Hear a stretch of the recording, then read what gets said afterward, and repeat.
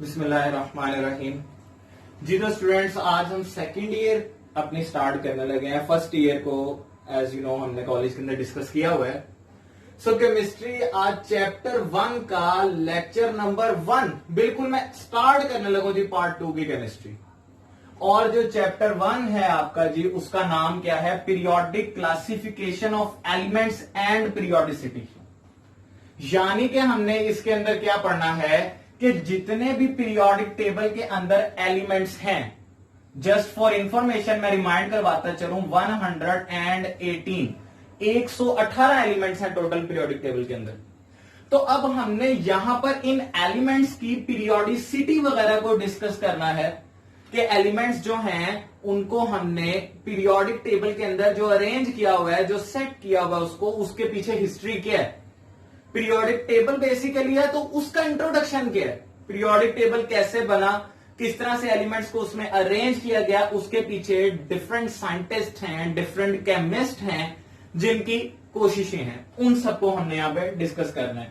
So firstly introduction पे आते हैं जी। पीरियोडिक टेबल का इंट्रोडक्शन क्या है हमारे पास, देखें ये सिंपल ही लिखा हुआ है, इसको जरा स्टडी करें। कहता है पीरियोडिक टेबल की बात कर रहा है, टेबल ऑब्टेन्ड, कि इस तरह का टेबल आपके पास बने।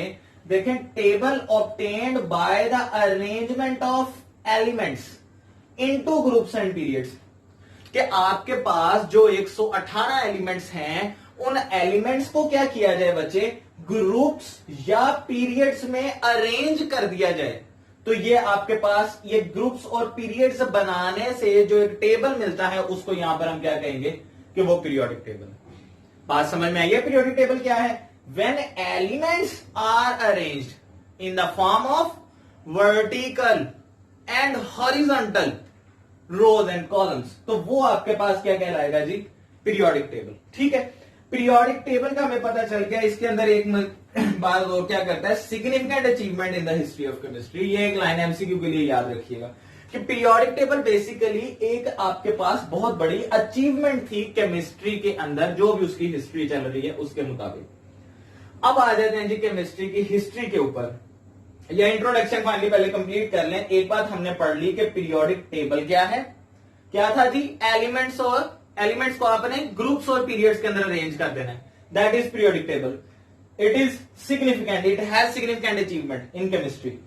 अच्छा, पीरियोडिक टेबल में ना एक बात वो और क्या करता है कि periodic table is basically the framework. ये बात भी सीख लें, फ्रेमवर्क क्या होता है? जब आपको एक हद, एक एक्सटेंट बता दी जाए, एक फ्रेम आपको दे दिया जाए और कहा जाए जी इसके ऊपर वर्किंग करें। मिसाल के तौर पे मुझे ये एक बोर्ड दे दिया गया है, दिस इज अ फ्रेम, और इसके अंदर ये जो मैंने अरेंज करके लिखा होगा ये मेरी वर्किंग है, दिस इज फ्रेमवर्क। तो पीरियोडिक टेबल को भी फ्रेमवर्क इसीलिए कहा गया है। Periodic table is also a framework that we have a frame of rows and columns, periods and groups. और उन पीरियड्स और ग्रुप्स के अंदर एलिमेंट्स को अरेंज करना किस तरह से कि हर ऊपर वाले एलिमेंट की दूसरे नीचे आने वाले एलिमेंट्स की निस्बत जो प्रॉपर्टीज हैं वो रेगुलर इंटरवल के हवाले से चेंज हो रही है। ठीक है, तो इस चीज को आप फ्रेमवर्क कहेंगे, that you have a frame and you did work on this frame. किस तरह से? एलिमेंट्स को अरेंज करते हुए। ठीक है, देखें कहता है provides a framework to study the what study, periodic behaviour of physical and chemical properties of elements. कि एलिमेंट्स का आपने पीरियोडिक बिहेवियर पढ़ना है।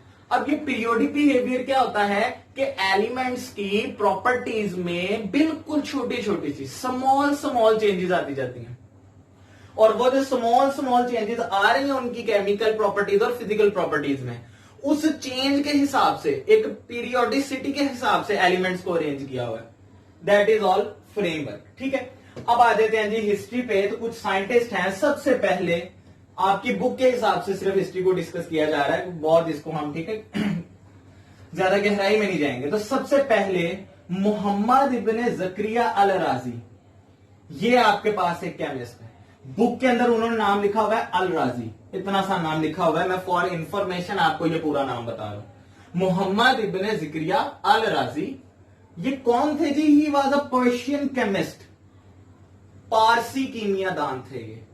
ईरानी था असल में ये इंसान, he was an Iranian, Iran का रहने वाला था, और ये पर्शियन केमिस्ट है। ये date of birth and date of death आपके सामने लिखी है।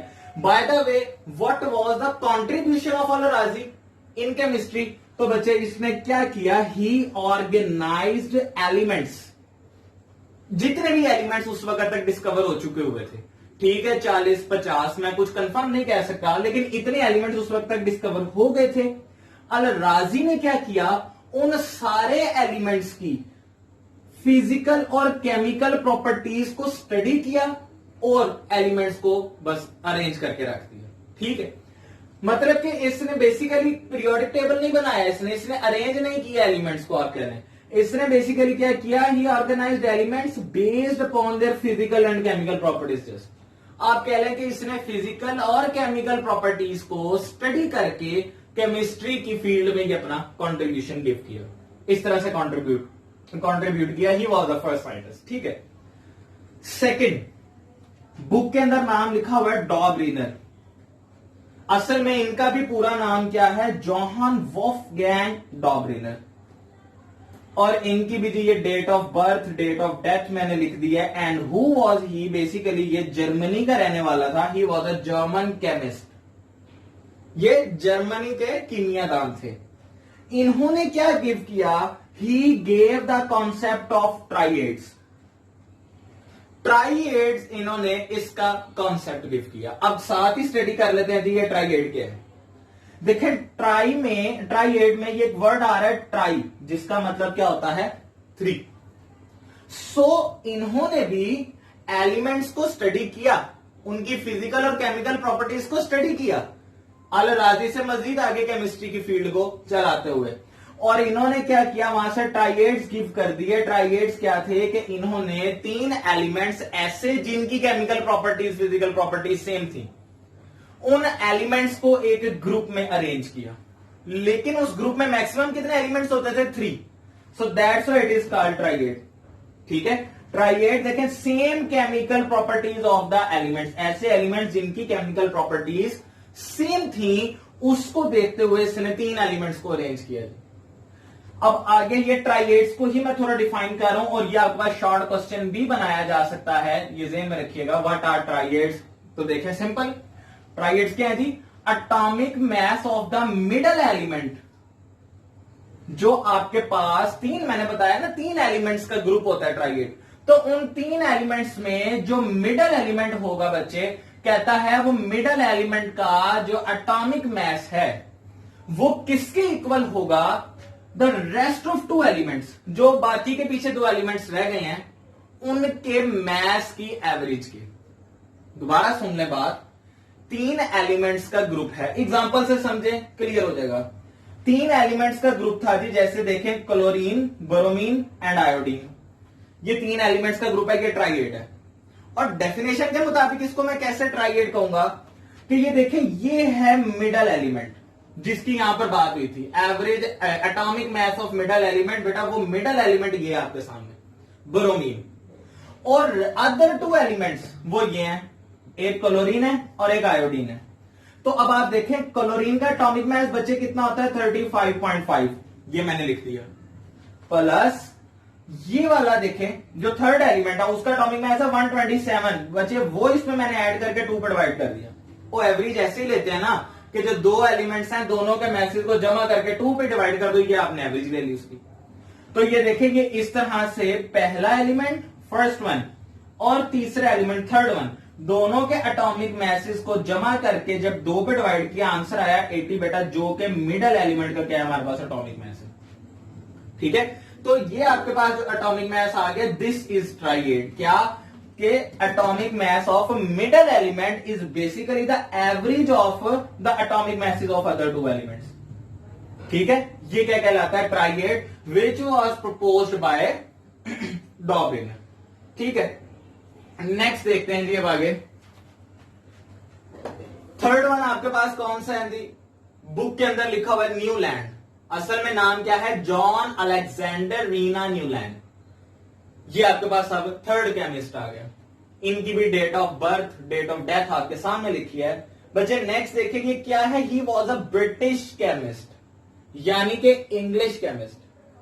ठीक है, अब इनके बारे में बताता है कि जी 1864 में, 1864 में, इन 1864 62 elements were discovered on that time. यानी कि 1884 में 62 एलिमेंट्स जो है वो डिस्कवर हो चुके हुए थे। तो कहता है इन 62 एलिमेंट्स को इसने क्या किया जी, अरेंज किया किस तरह से, according to his law, and वो क्या था, लॉ ऑफ ऑक्टेव। अब इधर आ जाए, इसको आठे का लॉ भी कहा जा सकता है। देखें octa, octa mean 8, law of Octave, that was his contribution. ठीक है, देखें पहली बात हमने अल-राजी की, उन्होंने क्या किया था, फिजिकल और केमिकल प्रॉपर्टीज की स्टडी की थी एलिमेंट्स की, दैट वाज हिज कंट्रीब्यूशन।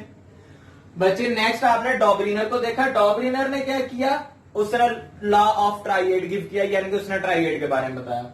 और उसके बाद अब ये थर्ड, जॉन न्यूलैंड भी इनको कहा जा सकता है, वैसे कंप्लीट नेम आपके सामने लिखा है। He proposed, he gave law of Octave.